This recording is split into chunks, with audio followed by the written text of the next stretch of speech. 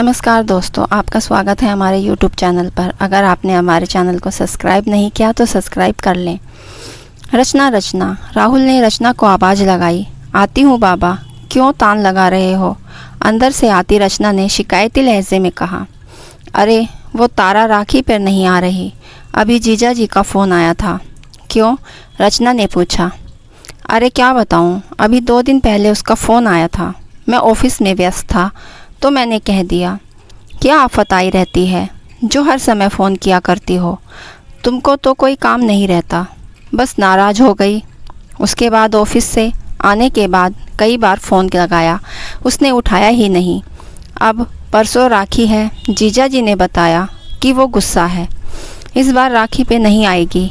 ओहो, तुम्हें ऐसा नहीं करना चाहिए था।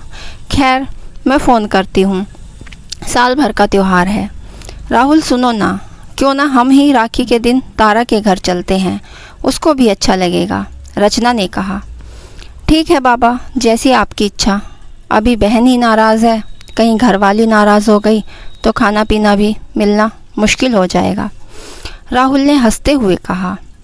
रचना ने कई बार राहुल के ऑफिस जाने के बाद फ़ोन मिलाया, लेकिन रचना ने नहीं उठाया। आखिरकार 1 घंटे बाद रचना का फ़ोन आया। सॉरी भाभी, मैं थोड़ा बाज़ार आई थी। आप कैसी हैं? मैं ठीक हूँ, पर तुम्हें क्या हुआ? राहुल बता रहे थे तुम रक्षाबंधन पे नहीं आएगी, रचना ने सवाल किया। भाभी, इस विषय पर बात न करें, नहीं तो मैं फ़ोन रख दूँगी, तारा ने कहा। रचना समझ गई, अभी मामला गर्म है, घर तो जाना ही है, वहीं जाकर बात करूँगी। वो फिर कुछ नहीं बोली। इधर उधर की बातें करके उसने फ़ोन रख दिया। राहुल के जाने के बाद वो चाय लेकर बैठ गई। आज बरसों पहले की बात उसे अचानक कचोटने लगी। उसकी नई नई शादी हुई, एक बड़ा भाई और छोटी संतान होने के कारण वो सबकी दुलारी थी।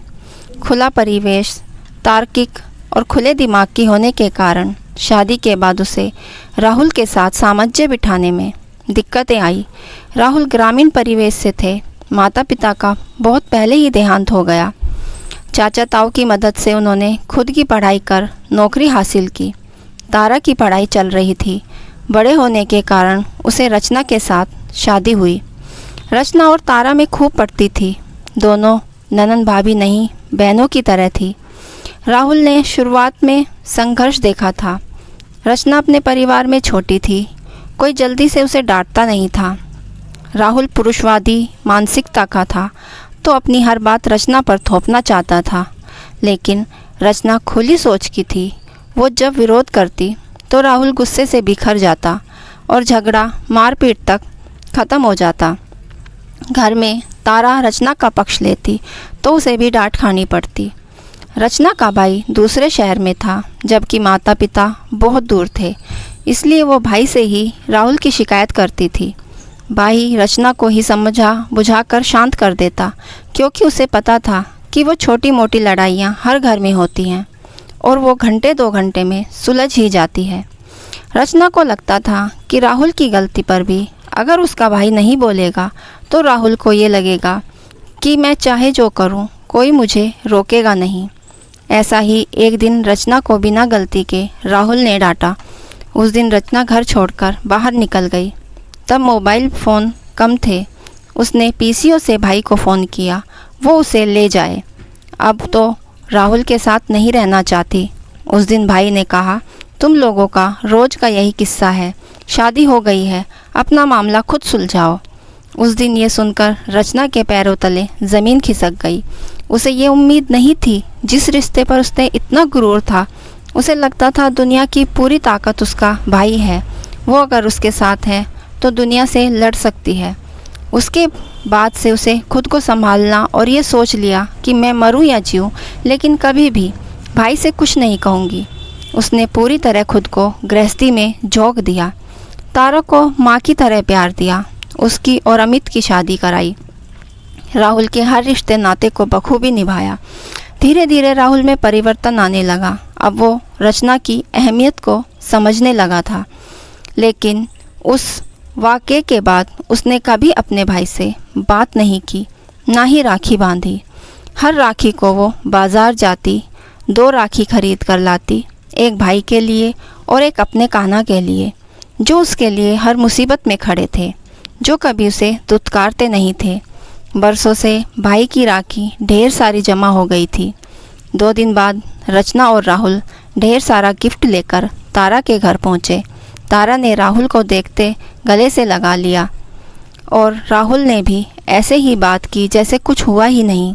रचना ने तो सोचा था कि तारा को रिश्ते निभाने का लेक्चर देगी, लेकिन यहाँ तो ऐसी कोई वजह नहीं दिखाई दे रही थी।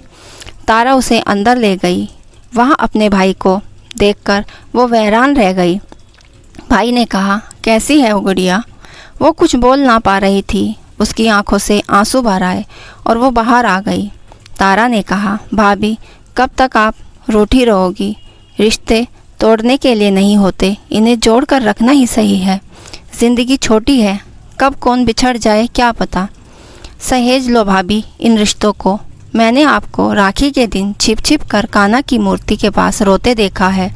मैं यही भी दावे के साथ कहती हूँ कि भैया भी राखी के दिन अपनी सूनी कलाई देखकर दुखी होते आपको याद करते होंगे।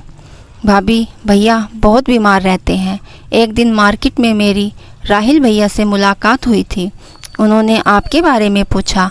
वे आज तक ग्लानि से भरे हुए हैं। तब मैंने अमित और राहुल भैया से ये प्लान बनाया था कि इस राखी पर हम आप दोनों को एक करके रहेंगे।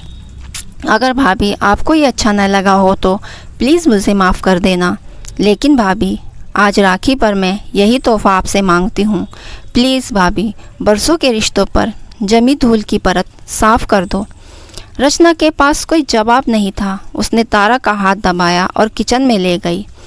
अपने अंदर उमड़ते सैलाब को शांत किया और देखने लगी कि तारा ने क्या क्या बनाया।